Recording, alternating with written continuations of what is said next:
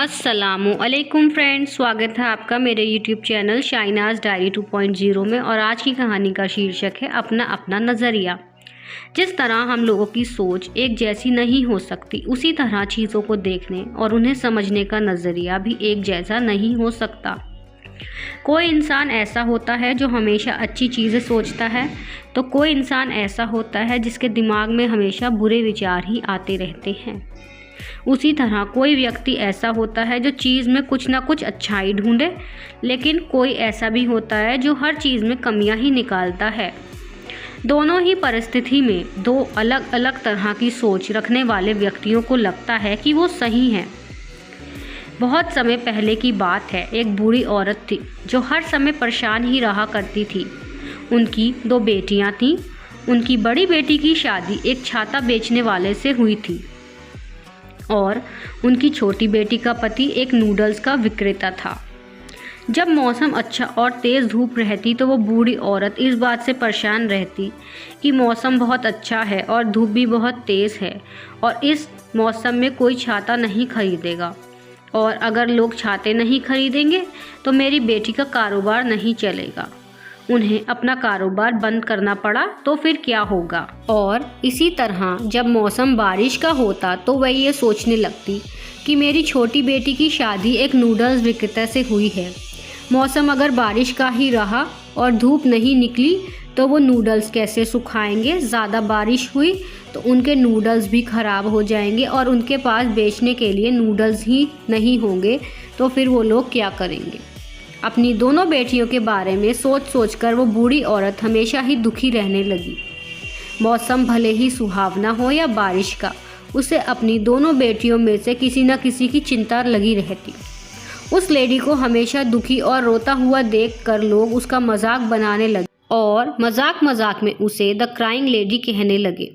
एक दिन उस इलाके में एक विद्वान आया और उसने वहाँ के लोगों से द क्राइंग लेडी के बारे में सुना। उस लेडी के बारे में और जानने के लिए वो उससे मिलने उसके घर आया। वो ये जानने के लिए काफ़ी उत्साहित था कि वो लेडी हमेशा दुखी क्यों रहती है।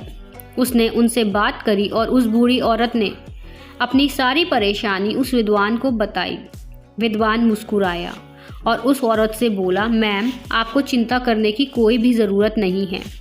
मैं आपको खुश होने का रास्ता बताऊंगा और फिर आपको अपनी किसी भी बेटी के लिए कभी कोई दुख नहीं होगा। वो औरत उत्साहित होकर बोली, आप मुझे जल्दी से बताएं कि मुझे खुश रहने के लिए क्या करना होगा। उस विद्वान ने कहा, मैम, आपको सिर्फ अपना नज़रिया बदलने की ज़रूरत है। धूप वाले दिनों में आप ये ना सोचो कि आपकी बड़ी बेटी छाते नहीं बेच पाएगी, बल्कि ये सोचें कि तेज़ धूप में आपकी छोटी बेटी बहुत सारे नूडल्स सुखा सकती है, जिससे उसके पास आने वाले समय के लिए भी बहुत सारे नूडल्स हो जाएंगे, जिससे उसका कारोबार बहुत अच्छा चलेगा। और जब बहुत बरसात होगी तो आप अपनी बड़ी बेटी के बारे में सोचें कि वो बहुत सारे छाते बेच पाएगी, जिससे उसके पास आने वाले समय के लिए काफ़ी पैसा हो जाएगा। आखिरकार उस बूढ़ी औरत को चीज़ें समझ आ गईं। उस लेडी ने विद्वान की बातों को मानना शुरू कर दिया और कुछ समय बाद वो बूढ़ी औरत अपनी चिंताएं छोड़कर हंसने मुस्कुराने लगी और फिर लोग उसे द लाफिंग लेडी कहने लगे। ये छोटी सी स्टोरी हमें ये बात सिखाती है कि हमारे लाइफ में सब कुछ हमारे नज़रिए पर निर्धारित करता है। जिस तरह हर सिक्के के 2 पहलू होते हैं, उसी तरह हर परिस्थिति को देखने का नज़रिया भी अलग होता है।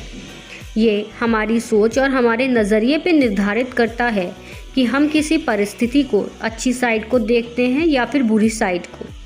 हमारा नज़रिया जितना सही होगा, हमारी ज़िंदगी में परेशानी उतनी ही कम होगी। सही नज़रिया हमें ज़िंदगी में खुश रखता है। अगर हम सिर्फ अपनी परेशानी पर ही नज़र डालेंगे तो हम कभी किसी भी चीज़ से खुद को खुश नहीं रख पाएंगे। सही नज़रिया ही हमें सही राह पर लेकर जाता है। अगर हम चीज़ों को नकारात्मक नज़रिए से देखेंगे तो हमें परिणाम भी नकारात्मक ही मिलेंगे, और अगर हमारा नज़रिया सकारात्मक होगा तो हम हर चीज़ अच्छी और जगह मौके ही दिखेंगे। आप जैसा चश्मा पहनोगे, दुनिया आपको उसी तरह नज़र आएगी, फिर चाहे वो चश्मा नकारात्मक का हो या फिर सकारात्मक का। हम भले ही कैसे भी हों, और कैसी भी सोच रखते हों, लेकिन अगर हमें खुद को बदलने की ज़रूरत है या फिर अपना नज़रिया बदलने की ज़रूरत है तो हमें उस बदलाव को हमेशा कबूल करना चाहिए। अभी तक हमने ज़िंदगी कैसी बिताई ये मायने नहीं रखता, पर आगे हम अपनी ज़िंदगी कैसे जिएंगे ये बहुत मायने रखता है। Thank you to like, comment, share and subscribe my channel for more stories. Please support my channel.